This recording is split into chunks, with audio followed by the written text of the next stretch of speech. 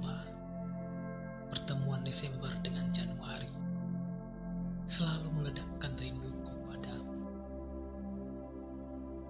Seperti ombak yang menumbuk batu karang, gemuruhnya aku catat di dada, jadi petir yang menggapai-gapai kerayang rambut,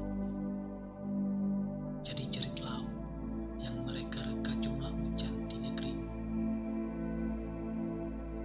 Pernah aku kirim kabar padamu lewat warna-warna pelangi, entah sampai, entah tidak, tentang akuarium di ruang tamu kita yang dulu sering kau ganti airnya itu. Bukankah